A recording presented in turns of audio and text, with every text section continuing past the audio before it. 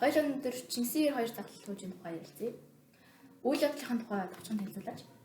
За Чингисийн 2 загалт тэр болохоор Содбогд хааны цагаагч Гүйнүгээс нэг 2 загалт оног гардаг. Тэр нь 10 гүйл хэлж үсэх хүч чадалтай оног. Тэгээд том болоод тэр эзэнтэйгээ дандаа дайм байлдан явдаг.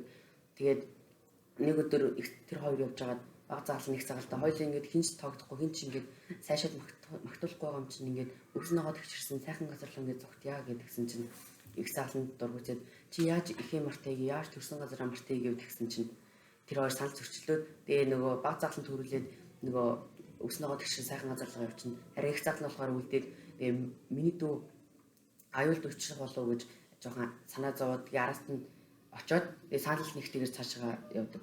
Тэгээ 4 үлэл болсны дараа хин баг загал нь арсны язарчлаад таргалаад их загал нь болохоор яс ярьсгалаад урчихсан.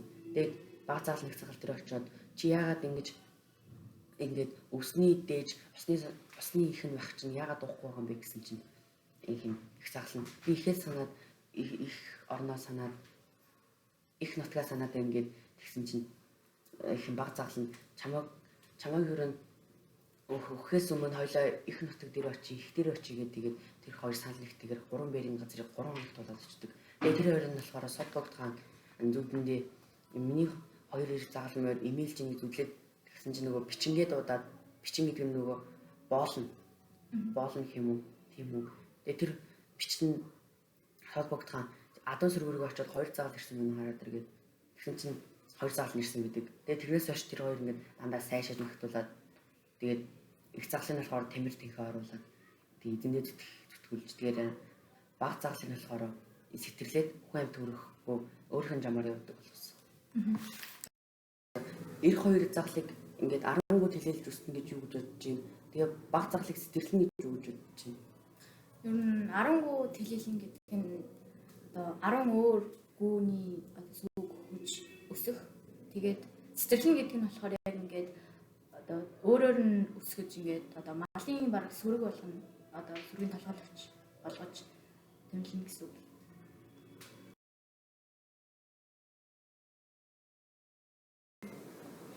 Чингисийн 2 загалд ямар асуудал үүсэн бэ? Миний бодлоор яг ингээд жирийн яг тийм хоёр мөрний тухай биш. Чингисийн яг ан хүлэгчд хүлэг баатар тийм ардынхын тухай өгүүлсэн болов уу гэж бодож байна. Нутгийн оргиж явахдаа хоёр загалын сэтгэл зүй ямар байсан бол?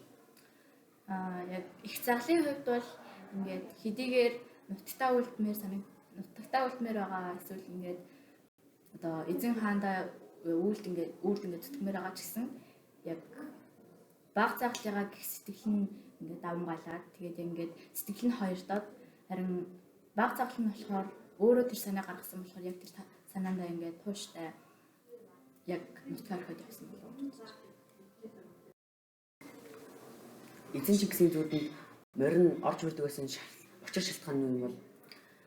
Яг одоо монголчууд бол эрт дээр үеэс нэг газар сайн баатар төвж байгаа нөгөө газар ингээд сайн хүлэн морин төрж идэг гэж үздэг байсан. Жишээ нь бол Чингисийн 92 загал байна. Гэсэр жангар тэгээд 90 сайн хаан харангуй гэж туужууд байна. Тэгээд одоо багаас нь сайн одоо хамт ан гөрөө хийж болсон, дайн талаанд хамт явжсэн. Тэгээд бас монголчуудын монгол хүн тэгээд морины зүүн совин бэлэгдэж байгаа юм болов уу гэж байна. Чиний бодлоор яг их олон баг загалын ялгаатай ижил шинжүүд нь юу вэ? Их загал нь болохоор өөрийгөө гүйцэтгэлж чаддгүй тэгээд бусдын үгээр байдаг их орон сэтгэлгээтэй ахтаггүй гэсэн үр зөөлхөн сэтгэлгээтэй гэж бодож байна. Тий. Нөгөө баг загал нь болохоор ингээд өөрийнхөө үгэнд бат цосдог тэгээд бардан зантай тийм хүнийг илэрхийлсэн байх гэж бодож байна. Тийм тууштай шударга. Зохиолын орчин нөхцөлийн талаар яриач дөрөв хэрхэн төлөвлөсөн бэ? Зохиолын эхлэл хэсэгт яг ингээд их хэдийгээр тийм баян тансаг чинэлэг амьдарч байгаа ч гэсэн яг сэтгэл хангалуун бус байсан. Тэгээ ингээд хөдөө талд очиод одоо эрхчлөөтэй болоод яг их загал их турж зээд баг загал нь их таргалж байгаа нь яг ингээд таргалсан нь болохоор одоо өөрийнхөө эрхчлөөг мэдэрч байгааг нь харуулж байгаа. Харин ингээд турж их заглан ингээд турж байгаа нь болохоор яг ингээд эх оронч энэрмгүй сэтгэлийг нь илүү татгаж өгч байгаа. Тэгээд яг зохиолын төгсгөл хэсэгт болохоор одоо буцаад одоо эх орондоо ирээд бусдад үнэлэгдээд ингээд аз жаргалтайгаар төгсч байгаа. Чиний хувьд яг зохиолоос аль хэсэг нэг таалагдав? Надад болохоор сод бүгд хааны зүудэнд хоёр заглан орж ирж байгаа нь ингээд бичэндээ хэлж байгаа үг нь. Энэ нь болохоор адуунд орж үз худал болбоос дуугир үнэн хов болбоос дөрвөн харь 9 өнгийн улсыг минь эрт цуглуулж эрг хэмээн залиг болгов. Чиний хувьд аль хэсэг таалагдсан бэ? Миний хувьд бол яг энэ одоо их заглан баг заглагаа хөөрдөж байгаа хэсэг.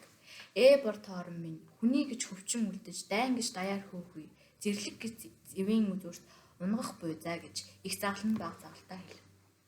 Яг одоо хөөрдөж байгаа хэсэг нь их сонирхолтой санагдсан. За бид нар одоо 9 дугаарыг та Чингисээр хоёр загалдуудын тухай үзлээ. Тэгээд үеийнхэндээ хандаж хэлэх дүгнж хэлэх зүйл юу байна?